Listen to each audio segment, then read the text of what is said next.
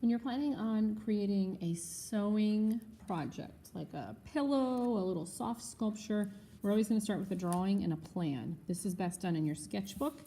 It always helps to plan out what you think you want to make, especially if you want to add any decorations, maybe you want to do embroidery on it. So we want to think about the best way we could do whatever this plan is. And then it helps if you show this plan to Mrs. Hayes. That way I can kind of talk about, okay, here's an option, and we can figure out the best way to do this, because every sewing project might be a little bit different. So maybe I want to make a soft pillow of a cloud and I want to have a smiling face on it. So there's a couple different ways we can do this. So I start with my drawing, and then I'm going to select my fabric, and I'm going to use felt. And I'm actually going to fold this in half because I don't want my soft pillow to be super big. And this way I can save fabric and make sure that others have fabric they can use. Now I can either draw my design right on here. I could use drawing stencils and trace around it. I could even make my own template out of paper and cut that out and trace around it. So if I was going to make a cloud template to trace around, and I know I can do this on paper, then I can cut this design out. I want to make sure it fits, and I can trace around this. The nice thing about making your own paper template, if you want something to be symmetrical, like if you were going to make a heart, you can fold it in half and make a nice, perfect symmetrical template.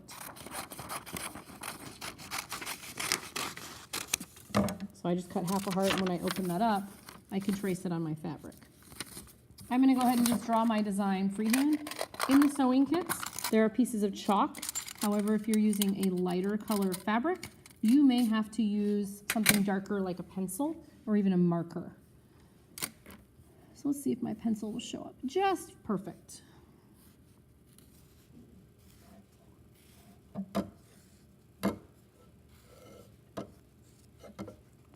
And I'm going to be turning this inside out, so it's okay if that line shows up on the fabric, because later it won't. So now I've got my design drawn, and I'm going to cut out my shape. I'm going to use the fiber center scissors. These are only used on fabric, yarn, string. That way they are sharp enough to cut fabric. When I cut fabric, I'm always going to cut it on the table, so I make sure I don't cut anything else by accident. And you can see I made my design nice and big. It goes almost to the edges of the fabric. That way we're not wasting a lot of fabric. So if I'm making something bigger, I could use a whole sheet of fabric. I want to make sure I'm leaving enough for other people.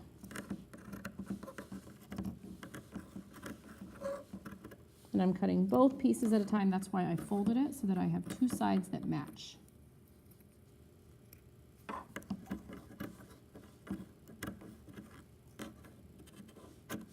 And then these scraps, you might use them, or they can go in the scrap fabric box.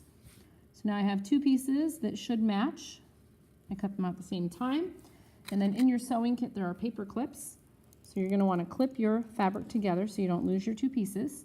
And this is also how you can put your name on this. So you can use a piece of paper or a sticky note, and you're going to put your name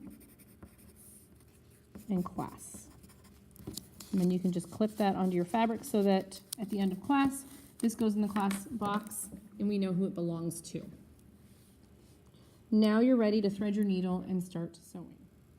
All right, so I got my needle threaded, and if you need review on threading a needle, there is a video on my YouTube channel about threading needles. I chose a dark blue thread. Sometimes people want their thread to not be seen, so they're going to choose a color that more closely matches the fabric. But I will be flipping this inside out, so I decided a dark blue wouldn't be so bad. And I'm going to start somewhere up here by my paper clip, and I'm going to use the running stitch. And those stitching cards, practice cards, are in the Fiber Center, so if you have not practiced this, you are going to want to practice first. So I'm going to start near the edge, and I'm going to make sure my needle goes through both layers of my fabric, and I'm going to pull the needle through, and I'm going to hold the needle over the eye so it doesn't keep coming unthreaded. And I'm going to pull this all the way through so my knot stops on the back side of my fabric. And now, because I came up from the bottom, I'm going to put my needle through from the top. And I'm going to try and do small stitches, because smaller stitches are always going to be stronger than using larger stitches. And I pull this all the way through, so that's tight. And I want to be flipping my fabric over every now and then and making sure there's no snarls or big loops or problems on the back side. And I always find it's easier to sew like at a table. If you like working in your lap, that's fine. Figure out what works best for you. So again, small stitches. Running stitch is over, under, kind of like that weaving pattern. So now because I came through this way, I'm going to put my needle down this way as well. Pulling that all the way tight. Be careful with this extra thread. It can cause snarls and knots, which can be very hard to untangle. And I'm staying right along the edge of my fabric. If it helps you, you could draw a line with pencil or chalk to remind you where you're stitching, and then you just follow that line, kind of like connecting the dots. If you've never sewn before, this is a good idea, and I can help you draw this line. So now I'm going to follow that pencil line. And I will continue sewing all the way around my edges until I get back over to here, and I'm going to leave a space big enough to put the stuffing in.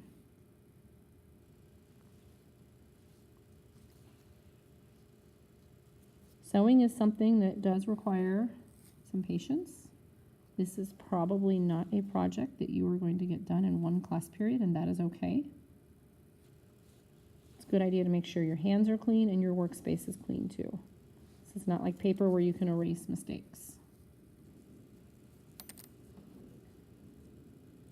There are thimbles in the sewing kits as well, and the thimble is going to help protect your finger, and it's got little ridges in it, so that's where the needle can go. So if you are someone, if you're poking yourself a lot, you can use this in your other hand to help make sure you're not poking as you stitch.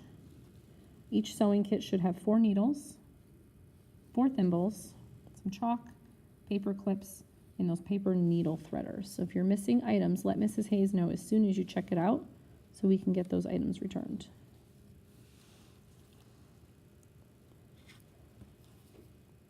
So we're going to continue doing this all the way around.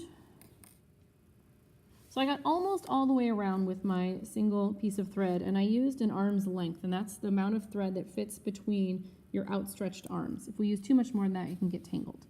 So at this point, I am ready to tie off my thread and get a new piece of thread. I could also do this if I wanted to switch colors. And so I'm going to find the last stitch that I used, and I'm going to slide my needle gently through that stitch. And before I pull that all the way tight, I'm going to loop my needle, back through that last loop. So I'm putting it under the loop, and what that's going to do is create this little pretzel-y shape, and I pull that tight, and it makes a knot. I don't want to pull it so tight that I break the thread. And I'm going to do that again, slip it through that last stitch. Before I pull my needle tight, I'm going to slide it through that loop. This is why we need to make sure we do not run out of thread completely, because you will not be able to tie that knot. Now that I've tied 2 knots, I'm going to take my scissors and I'm going to snip just above that knot. Please remember as you're sewing to make sure you're checking the back side every now and then. Make sure you're stitching through both layers of fabric. Make sure you're not pulling too tight, otherwise you'll get ripples. If that's happening, you can gently pull the fabric to smooth out your stitches. Now I'm going to thread my needle and continue sewing maybe about until here so that I can do my stuffing. If you get to a point where you think, I'm done, I don't have that much space, I could just leave this and start stuffing this.